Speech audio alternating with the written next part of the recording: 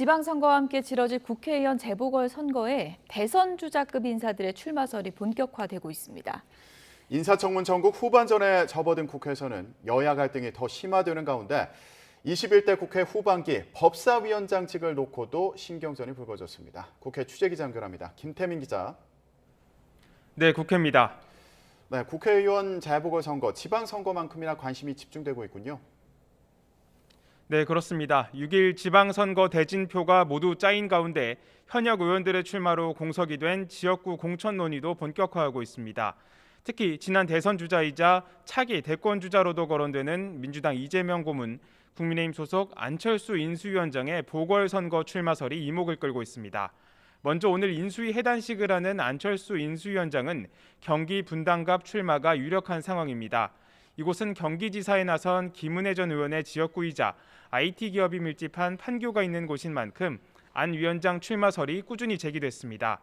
안 위원장은 오늘 오후 경기 수원에서 열리는 지역정책 국민보고회를 마치고 출마 의사를 밝힐 것으로 알려졌습니다. 민주당 이재명 상임고문은 서울시장 후보로 나선 송영길 전 대표의 지역구였던 인천 계양을 출마설이 힘을 얻고 있습니다.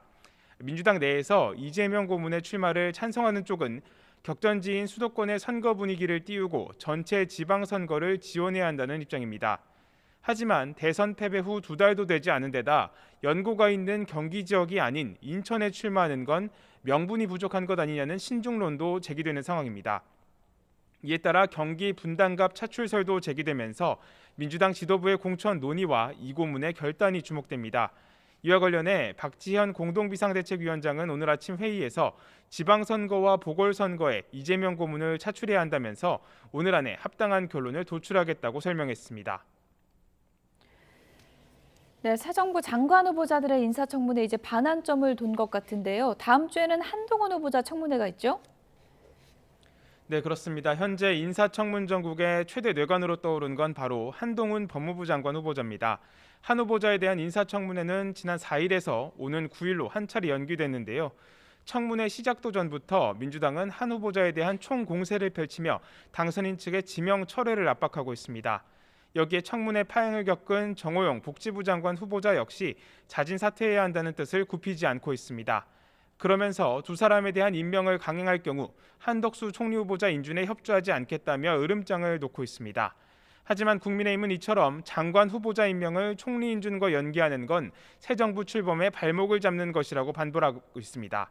그러면서 한동훈 후보자에 대한 민주당의 의혹 제기에 대해선 소문난 잔치에 먹을 것 없다고 평가절하하기도 했습니다. 이처럼 인사청문을 둘러싼 신경전 외에도 21대 국회 후반기 법사위원장직을 놓고도 갈등이 고조되고 있습니다. 포문을 연 건 민주당입니다. 지난해 7월 국민의힘에 법사위원장직을 넘기겠다고 했던 합의를 원점에서 재논의해야 한다고 주장하고 나선 건데요. 국민의힘은 법사위원장직은 협상 대상이 아니라고 선을 그으면서 민주당이 의회 독재를 시도하고 있다고 맹비난하고 있습니다. 이처럼 검수완박에 이은 인사청문 전국 그리고 법사위원장 논란까지 겹치면서 여야 극한 대립은 당분간 쉽게 진정되지 않을 것으로 보입니다.